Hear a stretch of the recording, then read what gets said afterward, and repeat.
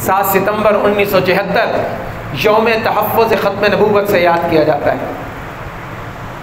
7 ستمبر 1974 کو پاکستان کی قانون ساز دونوں اسمبلی نے اور سینٹ نے متفقہ طور پر ایک ایسا مذہب جو ایک انگریز کا خود کاشتہ پودا تھا، جب انگریز نے 1857 کی جنگ آزادی کے اندر مسلمانوں کا جہاد کا جذبہ دیکھا تو مسلمانوں کے اندر سے جہاد کے جذبے کو ختم کرنے کے لیے اپنا ایک خود کاشتہ پودا بنایا۔ ایک خود کاشتہ انسان جو تھا اس کو مسلمانوں کے اندر سے کھڑا کیا، جس نے مسلمانوں کے اندر جہاد کے خلاف، مسلمانوں کے اندر کافروں کے خلاف لڑنے کے خلاف، جہاد کے خلاف آواز اٹھائی۔ اس نے کہا کہ اسلام کے اندر جہاد کا تصور نہیں ہے، اب لڑائی نہیں ہے، انگریز کے خلاف جہاد نہیں ہو سکتا۔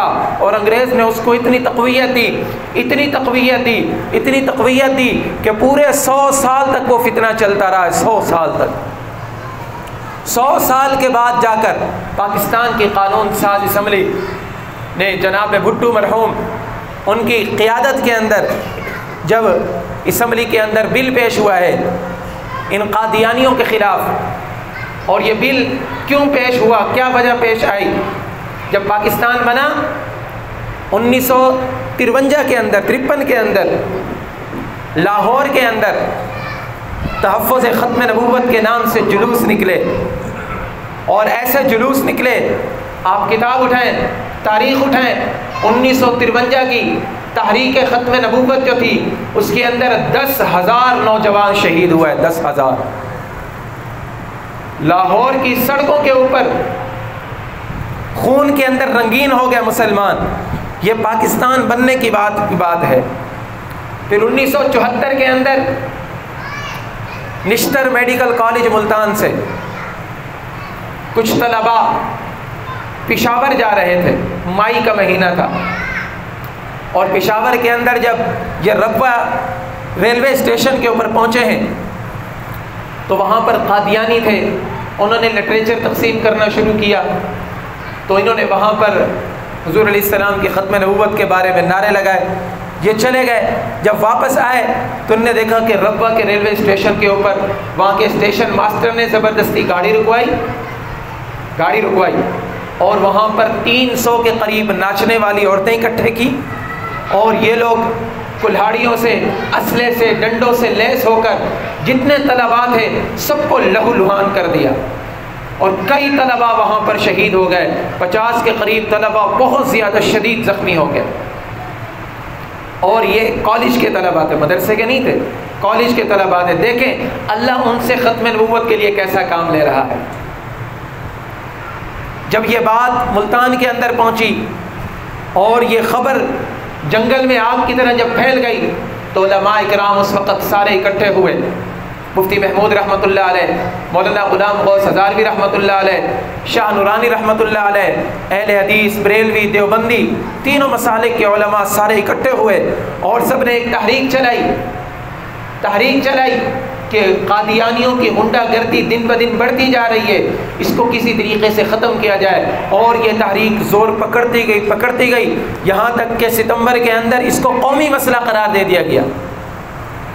بھٹو صاحب نے 7 ستمبر کو اسمبلی کے اندر اجلاس بلوایا، اور اسمبلی کے اندر اجلاس جب ہوا 130 ووٹ پڑے، 130 ووٹ تھے جو اس بات کے اوپر، اس قرارداد کے اوپر پڑے کہ قادیانیوں کو غیر مسلم قرار دیا جائے، ان کا اسلام کے ساتھ کوئی تعلق نہیں ہے۔ ایک ووٹ بھی ان کے حق کے اندر نہیں آیا پوری پارلیمنٹ سے۔ اللہ تعالیٰ اس وقت کے پارلیمنٹیرین کو جزائے خیر عطا فرمائے۔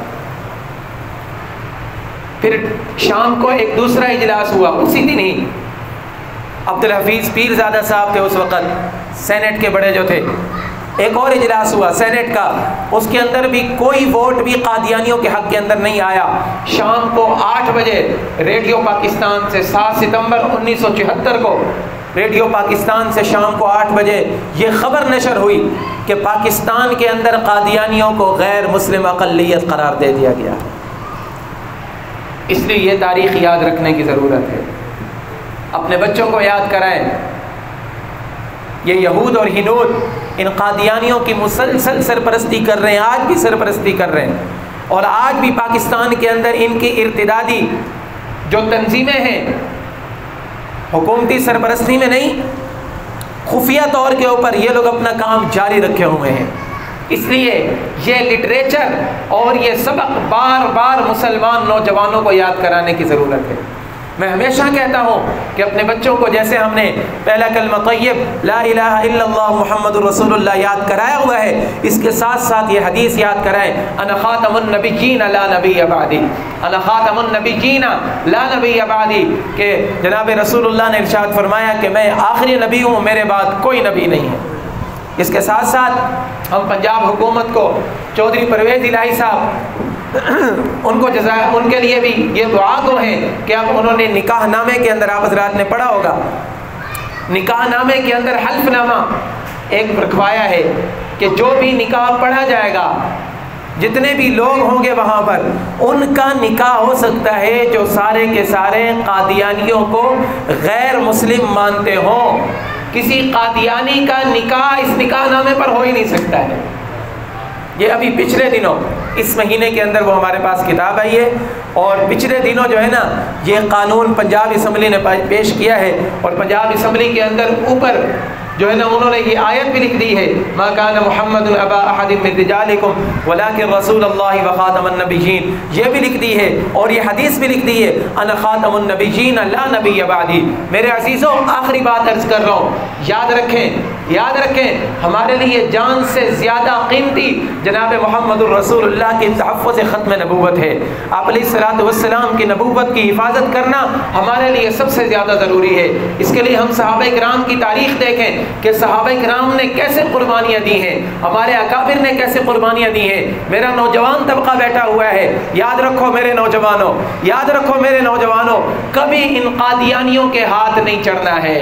ہمارے پاس سب سے قیمتی اثاثہ ہمارا ایمان ہے، ہمارا اسلام ہے، جو ہمیں ہر چیز سے جدا کرتا ہے.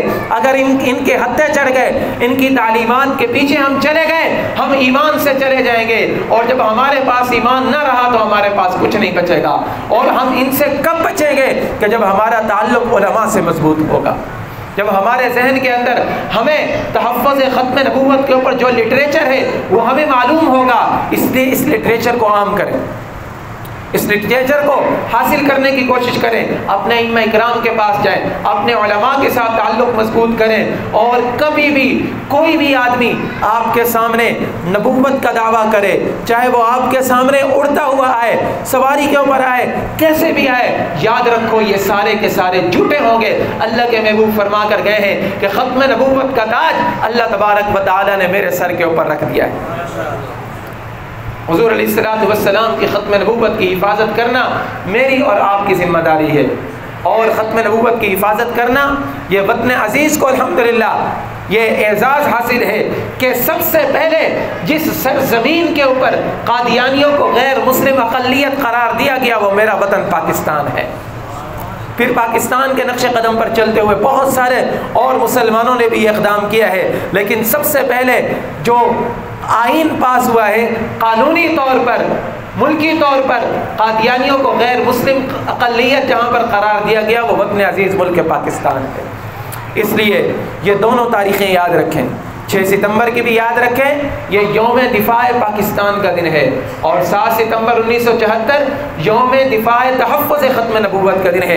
ہم اس دن یہ تہیہ کرتے ہیں، یہ عزم کرتے ہیں کہ اگر ہماری جان چلی جاتی ہے تو چلی جائے، اگر ہماری جان وطن کے اوپر چلی جائے تو سبحان اللہ، اور اگر ہماری جان تحفظ ختم نبوت کے اوپر چلی جائے تو سبحان اللہ. ہم اپنی جان کی پرواہ نہیں کریں گے، لیکن ہم وطن کے اوپر بھی آنچ نہیں آنے دیں گے. جناب محمد رسول اللہ کی ختم نبوت کے اوپر بھی انشاءاللہ آنچ نہیں آنے دیں گے. اللہ رب العزت سے دعا ہے جو معروضات پیش کی اللہ رب العزت عمل کرنے کی توفیق عطا فرمائے. آمین. وآخر دعوانا ان الحمدللہ رب العالمین.